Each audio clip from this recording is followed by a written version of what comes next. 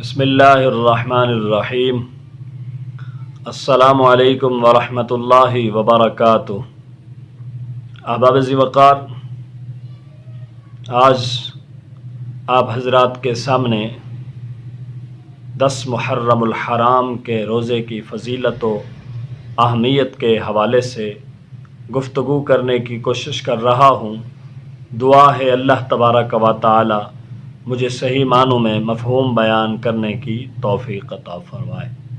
احباب ذی وقار، شروع میں عاشورہ کا روزہ مسلمانوں پر فرض تھا، پھر روزہ رمضان سے اس کی فرضیت منسوخ ہو گئی تھی، جیسا کہ حضرت سیدنا جابر بن سامورہ رضی اللہ تعالی عنہ بیان کرتے ہیں کہ رسول کریم رؤوف الرحیم سید عالم نور مجسم رحمت عالم صلی اللہ علیہ وسلم ہمیں عاشورہ کے روزے کا حکم ارشاد فرماتے، اس کی ترغیب دلاتے اور اس دن ہمیں ملاحظہ فرماتے تھے کہ ہم نے روزہ رکھا یا نہیں۔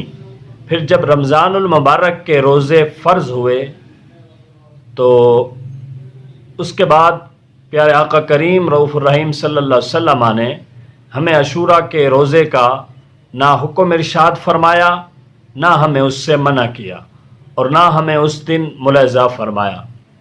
اسی طرح حضرت سیدنا عبداللہ بن عمر رضی اللہ تعالی عنہما سے روایت ہے، فرماتے ہیں کہ میں عاشورہ کے روز بارگاہ رسالت مآب صلی اللہ علیہ وسلم میں حاضر تھا۔ آپ صلی اللہ علیہ وسلم نے ارشاد فرمایا، زمانہ جاہلیت کے لوگ آج کے دن کا روزہ رکھا کرتے تھے، پس تم میں سے جو اس دن روزہ رکھنا پسند کرے وہ روزہ رکھ لے اور جو ناپسند کرے وہ نہ رکھے۔ تو احباب گرامی، یوم عاشورہ کی فرضیت اگرچہ منسوخ ہو گئی تھی، مگر بارگاہ رسالت مآب صلی اللہ علیہ وسلم سے اس مبارک دن کا روزہ رکھنے کی ترغیب دلائی جاتی تھی، جیسا کہ حدیث رسول میں آتا ہے۔ حضرت ابو قتادہ رضی اللہ تعالی عنہ سے روایت ہے کہ رسول کریم صلی اللہ تعالی علیہ وآلہ وسلم نے ارشاد فرمایا، مجھے اللہ پاک پر گمان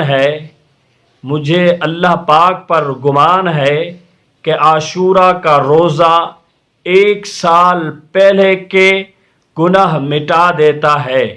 مجھے اللہ پاک پر گمان ہے کہ عاشورہ کا روزہ 1 سال پہلے کے گناہ مٹا دیتا ہے۔ دوسری روایت میں ہے، نبی کریم رؤوف الرحیم سید عالم صلی اللہ علیہ وآلہ وسلم کا ارشاد گرامی ہے کہ عرفہ یعنی نامی ذی الحجہ کا روزہ 2 سال کے روزوں کے برابر اور عاشورہ کا روزہ یعنی 10 محرم الحرام کے دن کا روزہ 1 سال کے روزوں کے برابر ہے۔ بلکہ ایک اور روایت میں آتا ہے، حضرت سیدنا عبداللہ بن عباس رضی اللہ تعالی عنہما روایت کرتے ہیں کہ رسول کریم رؤوف الرحیم سید عالم نور مجسم رحمت عالم صلی اللہ تعالی علیہ وآلہ وسلم نے ارشاد فرمایا کہ عاشورہ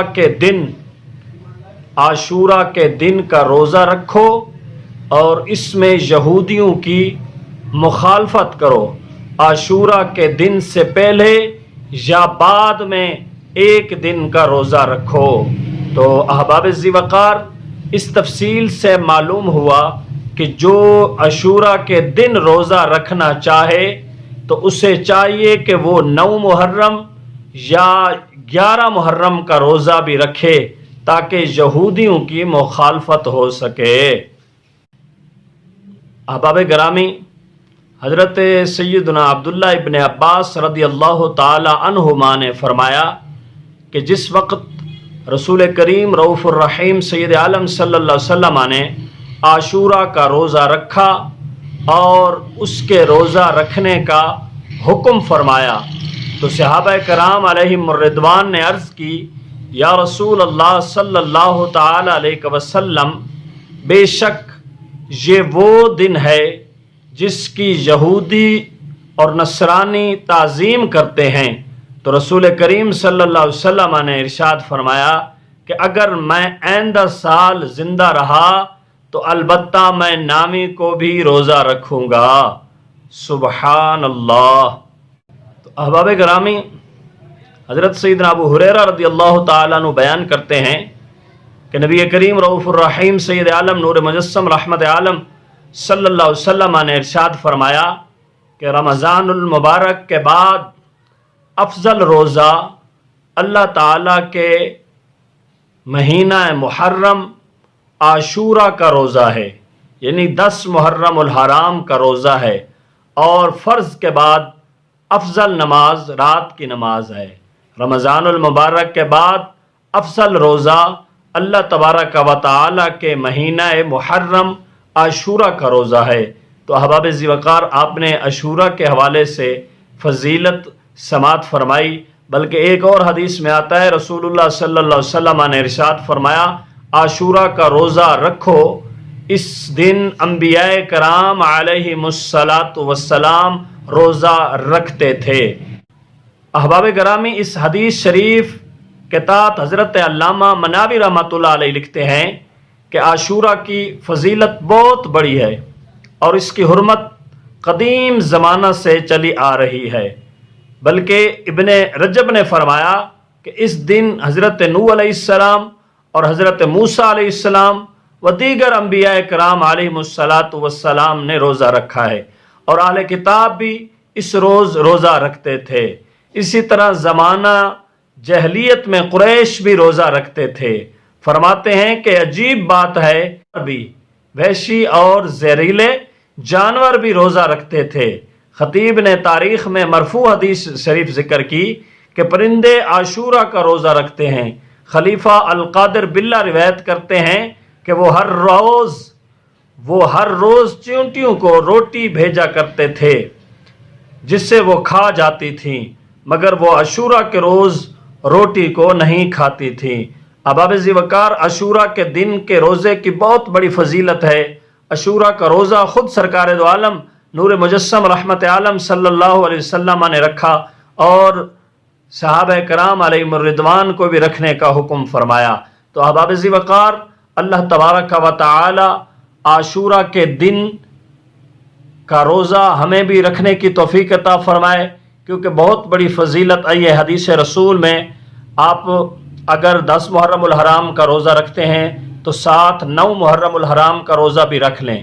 اگر کسی بھائی نے 9 محرم الحرام کا روزہ نہیں رکھا تو وہ 10 محرم الحرام کا اور یا ساتھ 11 محرم الحرام کا روزہ رکھے، یا 9 کا ساتھ رکھے یا 11 کا۔ حدیث شریف میں بہت بڑی فضیلت ہے۔ تو احباب گرامی، اللہ تبارک و تعالی میری آج کی اس گفتگو کو اپنی بارگاہ عالیہ میں قبول و منظور فرمائے۔ اللہ تبارک و تعالی ہم سب کو ماہ محرم الحرام کے 10ویں دن کا روزہ رکھنے کی توفیق عطا فرمائے۔ اگر کوئی دوست 10 محرم الحرام کا روزہ رکھتا ہے، اسے چاہیے 9 کا ساتھ روزہ رکھ لے، اگر 9 محرم کا نہیں رکھتا تو 11 محرم کا ساتھ ضرور رکھ لے۔ اللہ تعالیٰ کی بارگاہ میں دعا ہے کہ باری تعالیٰ ہمیں آج کی گفتگو پر عمل کرنے کی توفیق عطا فرمائے۔ اللہ تعالیٰ عالم اسلام کا بول بالا فرمائے۔ آمین ثم آمین، وآخر دعوانا ان الحمد للہ رب العالمین۔